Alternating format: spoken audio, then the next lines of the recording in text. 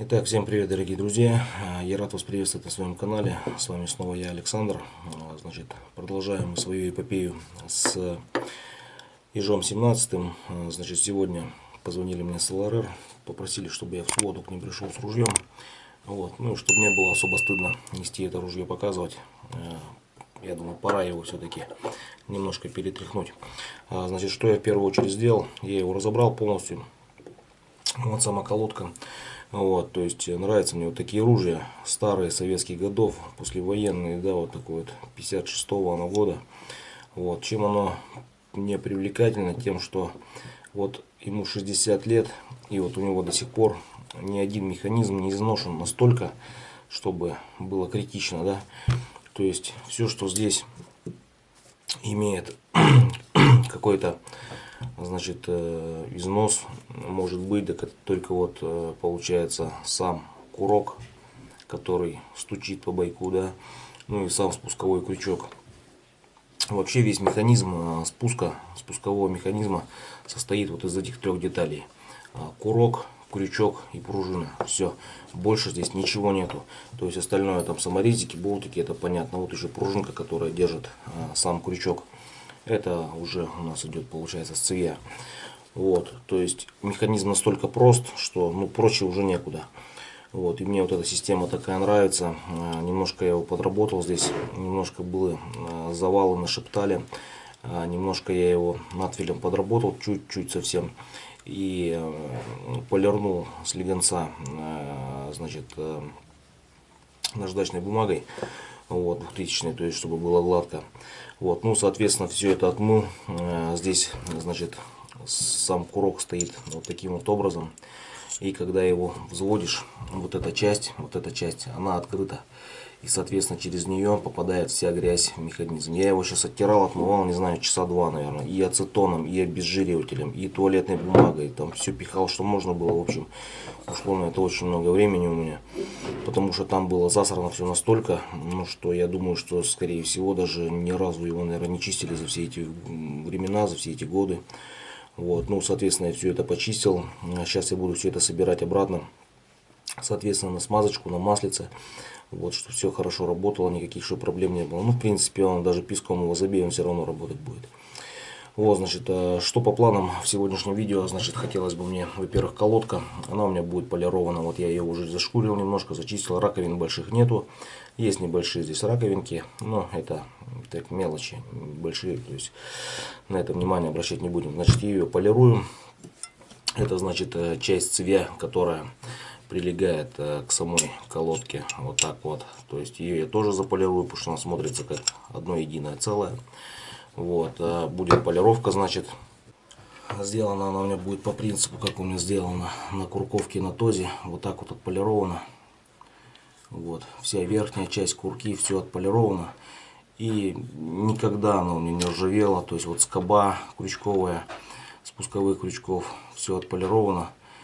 И абсолютно ничего не ржавеет, то есть после охоты пришел, когда ружье смазываешь, тряпочку маслом, масло капнул, стволы протер, здесь просто так сверху протер, все, поставил в сейф, даже если дома очень высокая влажность, никогда оно ржаветь не будет. Вот ему уже у меня 2 года, и ни следов ржавчины, ничего, больше я ничего, один раз единственный отполировал, и больше полировать не приходится. Вот так вот это все выглядит. Вот, значит,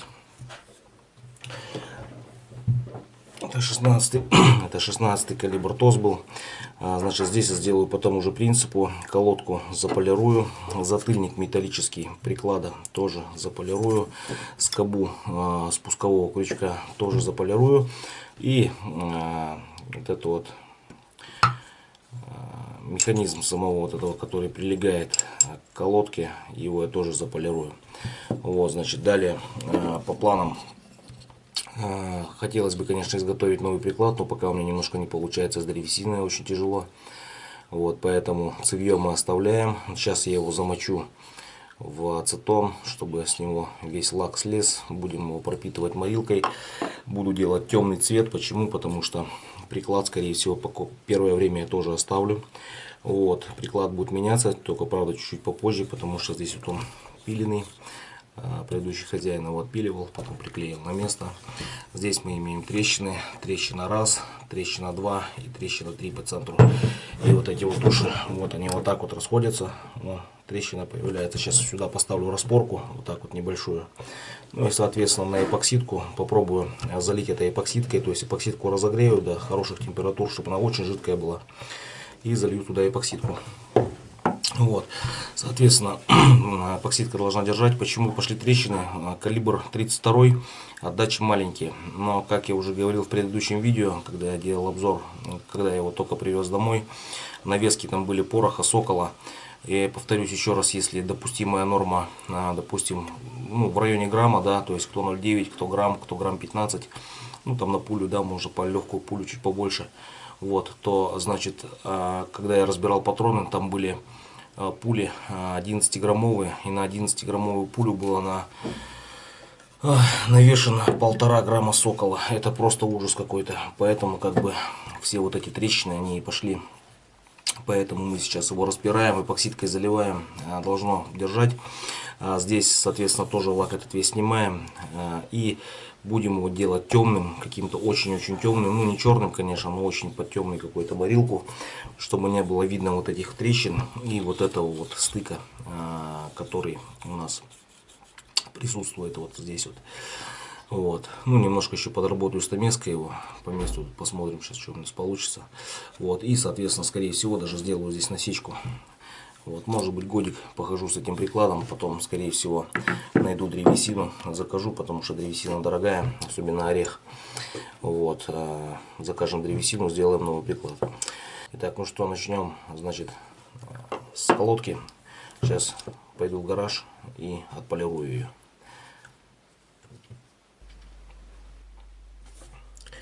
Итак, ну что, дорогие друзья, съездил я, значит, в гараж, заполировал детали. Вот так вот они теперь выглядят, поблескивают. Вот. Тот же самый металлический затыльник также блестит. Вот. Металлическая часть, вот эта цевья, которая прилегает к колодке. Вот, она тоже блестит. Вот так вот. Значит, скоба спускового крючка тоже так же. Ну, все блестящее, в общем. Ну, как я и показывал, на ТОЗе я сделал то же самое. И ничего никуда не ржавеет. Все отлично. Вот, значит, что было сделано еще. Значит, целик. Вот этот вот. Вот. Где должна быть прорезь. Я его заварил. Значит, капельку сварки капнул. И дальше напильничком над филями обточил. Загладил шкуркой. И также заполировал на войлоке. Сейчас нужно сделать новую. Только тоненькая. Там была где-то с миллиметр. Надо где-то с полмиллиметра примерно сделать. Вот, потому что мушка прям, ну, в общем, мушка кажется через эту прорезь, мушка кажется слишком маленькой. Вот, значит, это я сделал. Значит, что я сделал еще? Я заворонил ствол. Значит, были потертости. Вот, сейчас никаких потертостей нету. Вот, вороню вот такой вот штукой.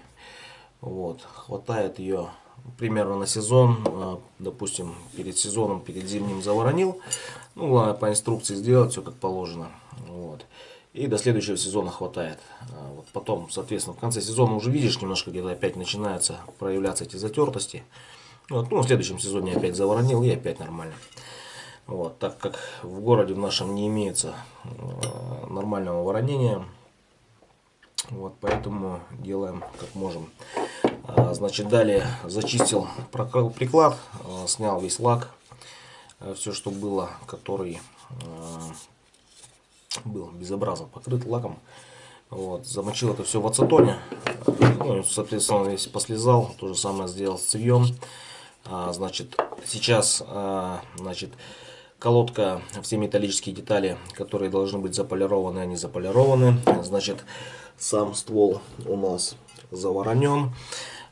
Теперь предстоит заклеить приклад. Вот эти вот трещины, которые я говорил. Сейчас я буду, значит, разводить эпоксидку. Здесь поставлю небольшую вот так вот. И вот так вот делаешь, вон трещинка появляется, вон ее видно. Вот, значит, сейчас я сюда вставлю какую-то распорку, чтобы были трещины, вот так вот. Далее возьму, разведу эпоксидку и разогрею ее до высокой температуры, чтобы она очень жидкая была. Эпоксидку, когда разогреваешь, она становится жидкая, текучая. И попробую шприцом, может быть даже с иголкой, туда во все эти трещины ее залить.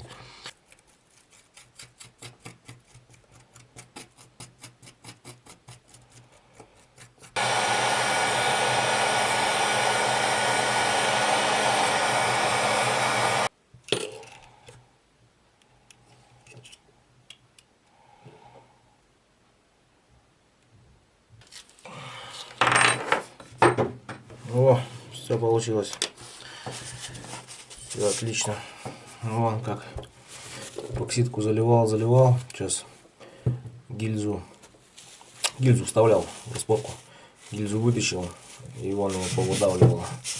Еще нагрел, чтобы она, когда сейчас вот перед тем, как гильзу вытащить, нагрел, вертикально поставил. И она еще затекла туда самотеком. Все, сейчас это нужно все обезжирить, точнее убрать снаружи эпоксидку.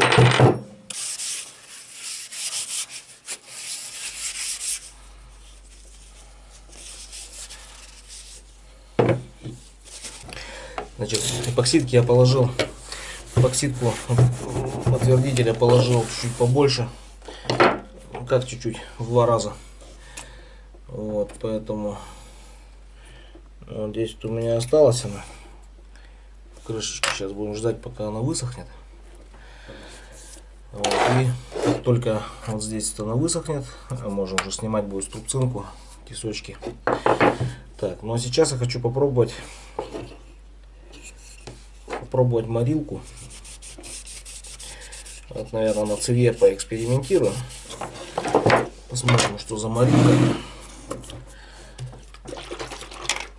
Морилка на водной основе. Почему на водной? Потому что после морилки я буду покрывать льняным маслом на несколько раз. И мне надо, чтобы основа была именно водная.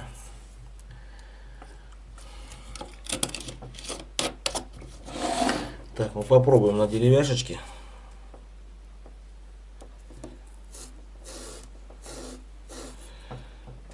Такая себе. Я думал, темнее будет.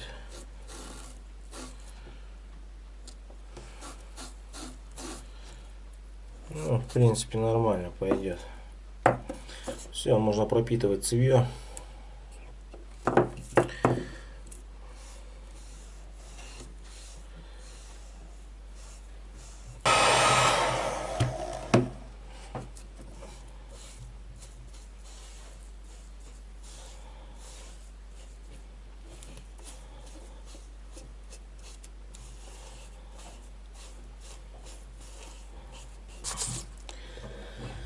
Так, ну что, этого цвета мне хватит. Да, кстати, надо было, конечно, работать в перчатках. Сейчас еще пальцы от этой морилки придется оттирать.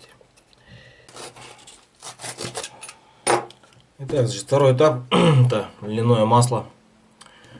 Вот так вот правильно будет показать. Льняным маслом сейчас пропитываем на 2 раза.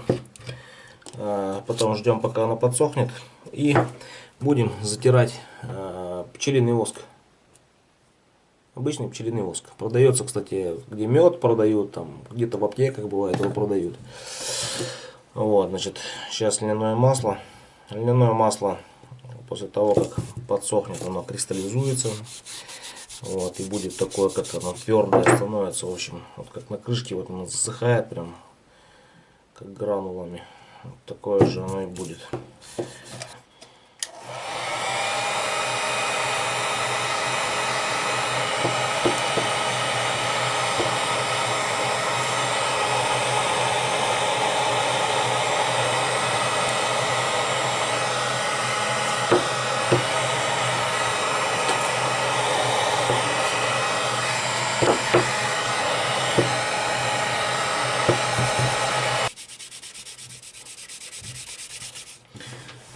Так, все, значит, воска я нанес.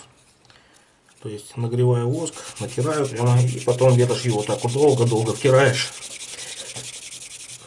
И все, и этой деревяшки не страшны ни мороза, ни жара, ни снег, ни дождь. Ничего ее брать не будет, потому что тут и масло, и воск. И в руке она будет приятно. И что самое интересное, вот если ее бросить, допустим, в воду, вот, заморозить ее там. То есть, ну, короче, лед к ней не липнет. То есть, если сырой снег вот так прилепить, заморозить, по нему и он весь отваливается. То есть, снег на нее не прилипает. Ну, понятно, да, потому что это воск. Поэтому он не прилипает.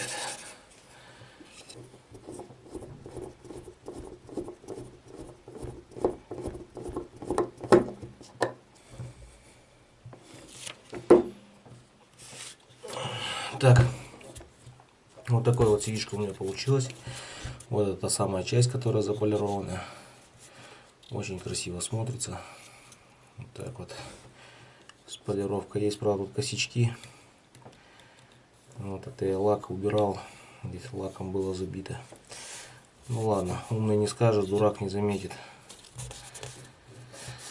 Вот. Это тоже шкурил, подворонил.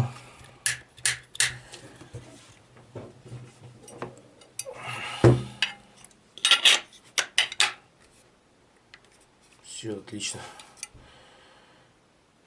Отлично. Пока у нас эпоксид сохнет, соберем колодку.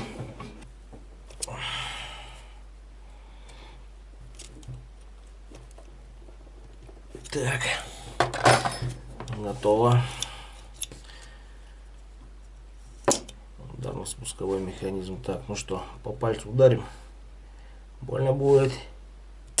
А, блин. Больно. Так, ладно, все работает, все отлично. Теперь мы его помажем маслицем.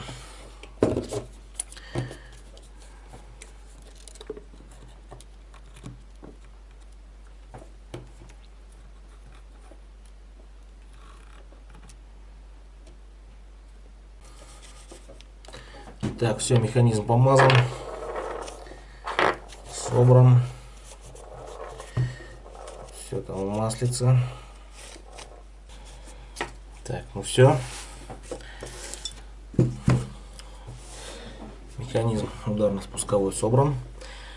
Сейчас, значит, буду по тому же самому принципу, что делал цевье. По тому же самому принципу буду делать приклад. Так, дорогие друзья, вот закончилось, значит, облагораживание своего Ижика 17-го, одностволочка, 32 калибр. Значит, что было сделано? Значит, ствол подворонил, показывал, да, уже. Значит, колодку, соответственно, цевье, которая прилегающая вот часть, точнее, вот так вот, да. Вот, то есть я их отполировал, полировочка хорошая. Значит, курок заворонил, спусковой крючок заворонил. Значит, деревяшку здесь, значит, трещины, ну, клеем этим эпоксидным все пролил. Вот, приклад, значит, это, ну, вся деревяха пропитана морилкой на водной основе, затем льняное масло сверху, и сверху еще, значит, покрыто воском. Льняное масло тоже борщить не надо, потому что я обжегся на этом, с этим льняным маслом на тозе. Получилось так, что много-много пропитывал. Потом, когда одел колодку на место, деревяха начала просто выпирать. Почему? Потому что она разбухает от масла. Вот. А воск зачем? Затем, что если воском не покрыть, грязными руками будете браться за ружье, за приклад, за цевье, и грязь будет проникать в эти поры. То есть масло там есть, да, но поры все равно открыты у дерева. Волокна, между волокнами грязь это проникает. А когда затерли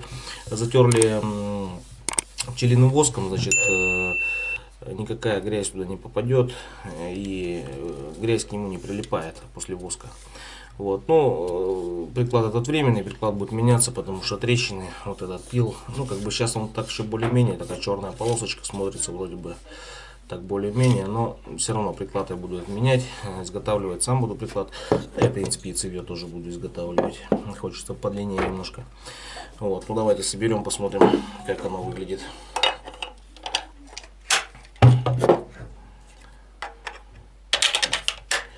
О. Вот так вот. Оно, колодочка блестит. Ну, такое ощущение, что вид нового ружья. Вот так вот.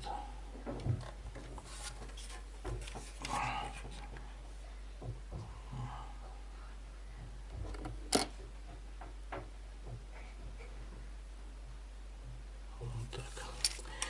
Ну,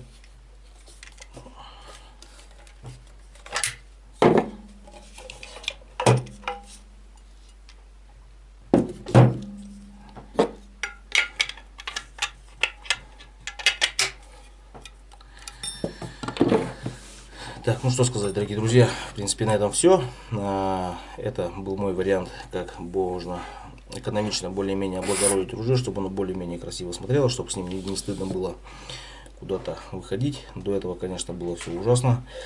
Вот, сейчас, значит, все отлично, все красиво и аккуратненько. Вот, поэтому, ребят, те, кому понравилось мое видео, обязательно ставьте лайк, подписывайтесь на канал. В дальнейшем будут также видео по сборке патронов, отстрел этих патронов. Вот, и все, что вообще будет связано с этим ружьем, будет выкладываться на канал.